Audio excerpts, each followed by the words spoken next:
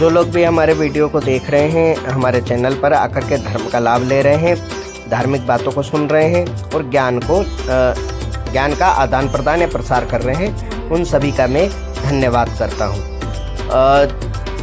ये माँ मुंडेश्वरी का सात्विक दरबार है और अभी यहाँ पर खैर दरबार तो नहीं लगाया जा रहा, परंतु आपके प्रश्नों के उत्तर दिए जा रहे हैं।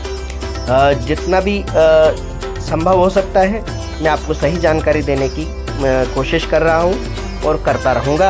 आप लोग अपना साथ देते रहिए और जो भी लोग नए हैं प्लीज़ चैनल को सब्सक्राइब करें, लाइक कमेंट शेयर अवश्य करें। नमोस्तुते महामाये मातंगी मुंडेश्वरी सर्वकष्ट हरे देवी भक्ति मुक्ति प्रदायिनी धर्मारण्ये स्थिता देवी विद्यारण्ये संस्थिता रक्ष रक्ष महादेवी मोर कुलोधारिणी धर्मारण्ये तीर्थस्थाने संस्थिता भवतारिणी दुष्ट कर्णाट की धाता श्यामला रूप धारिणी मोड़ जनाहा वंदिता मातंगी मोड़ को ले कृपा करो सिद्धि बुद्धि प्रदे देवी अष्टादश भुज धारिणी।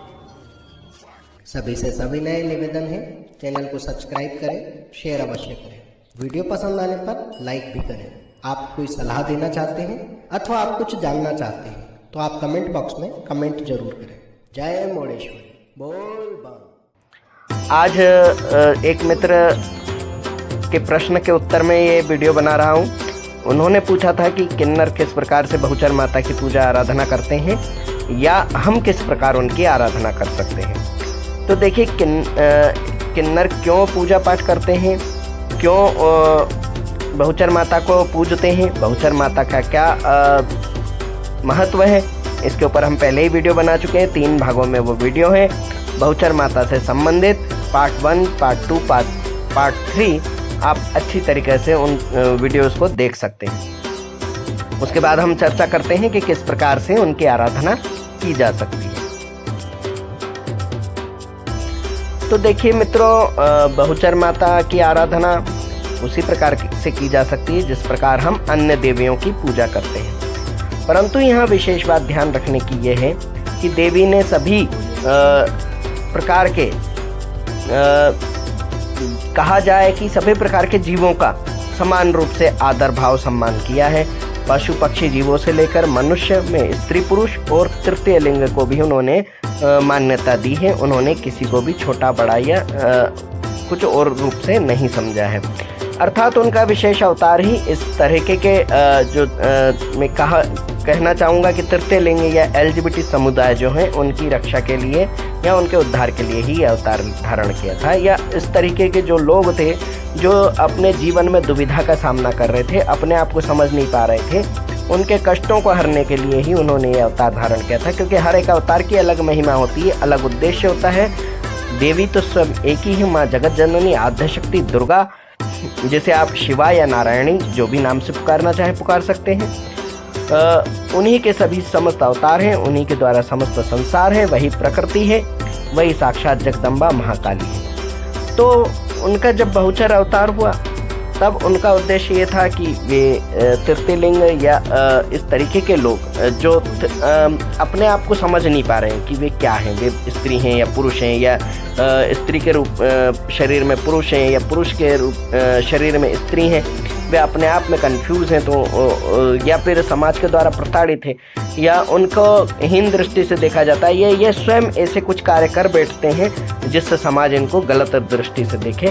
तो उनको एक दिशा उचित मार्ग दिखाने के लिए, एक उचित अवसर प्रदान करने के लिए देवी ने अवतार धारण किया और अपनी शरणागति इस तरह के समुदाय को लिया और उन्हें एक समानता का अधिकार देने की कोशिश की। अब देखिए ये समाज का कितना उद्धार हुआ है, कहाँ पहुँचा है, ये तो एक अलग विषय है, परंतु हम आध्यात्मिकता की यहाँ बात करेंगे। तो आध्यात्मिकता क्या है? जिसको ज़्यादा कष्ट होता है वही ईश्वर का स्मरण सदैव करता है। सभी करते हैं, तो जरूरी नहीं है कि LGBT समुदाय है या कोई किन्नर है या कोई तृतीय लिंग में कोई भी उसमें जेंडर है जो भी है। तो क्योंकि मैं आपको उस विस्तृत रूप से उसको नहीं समझा सकता, यहाँ इतना बड़ा वीडियो बनाने का अभी औचित्य भी नहीं है और उतना आपको गहराई में जाने आवश्यक भी नहीं है, इसीलिए मैं सिर्फ आध्यात्मिकता की ही यहाँ बात करूँगा। तो जो भी तृतीय लिंग में आते हैं वे सभी लोग सिर्फ जरूरी नहीं कि बहुचर माता की ही आराधना करें, वे किसी भी देवी देवता की आराधना कर सकते हैं। परंतु जो किन्नर समुदाय में है, गुरु परंपरा में है, वे बहुचर माता को मानते हैं। उसका कारण ये कि जो राजकुमार जेठो थे वो तृतीय लिंग से आते थे और देवी के शरणागति सर्वप्रथम वही हुए। उनकी कहानी आती है गुजरात में, और मेहसाणा जिले में बहुचर धाम है। वहाँ उन्होंने जाकर के माता के प्रति अपने आप को समर्पित कर दिया था। स्त्री रूप में उन्होंने अपने आप को व्यक्त कर दिया था, क्योंकि वो पुरुष देह में अपने आप को स्त्री मानते थे और उन्होंने अपने आप को स्त्री रूप में समर्पित कर दिया था। उसके बाद जो वंशावली आई, उनके द्वारा दीक्षित लोग हुए, जो उनके द्वारा संस्कारित हुए, इस प्रकार से आगे जाकर के वो गुरु शिष्य परंपरा उसमें आई। क्योंकि भारत में गुरु शिष्य परंपरा का बहुत ही बड़ा महत्व है। जो ज्ञान प्राप्त होता है, जो मार्गदर्शन प्राप्त होता है, वो गुरु के द्वारा ही होता है। तो इसमें भी जो गुरु शिष्य परंपरा से हैं, तो वे जो किन्नर हैं, जो गुरु शिष्य परंपरा से हैं, या जो LGBT समुदाय के लोग हैं, गुरु शिष्य परंपरा में हैं, वे बहुचर माता या उनके गुरु द्वारा जो भी मार्ग अपनाया गया है, जिस देवी देवता का पूजन किया गया है, जिनको अपना आराध्य समझा गया है, वो अपने शिष्य को उसकी दीक्षा देते हैं, जैसा कि सामान्य भक्ताई में भी होता है। तब वो अपने शिष्य को उसकी दीक्षा देते हैं। तब वे बहुचर माता के लिए पूजा विधान नियम आदि बताते हैं, किस प्रकार से उनको पूजा करनी, किस प्रकार से प्रसन्न करना है, आदि आदि आदि। परंतु सामान्य रूप से अन्य लोग भी बहुचर माता को मानते हैं। जो समुदाय के नहीं है वे भी मानते हैं, क्योंकि मेहसाणा जिले में वो रही हैं और उनका निवास रहा है। लोग उन्होंने मानते हैं, उनकी पूजा करते हैं।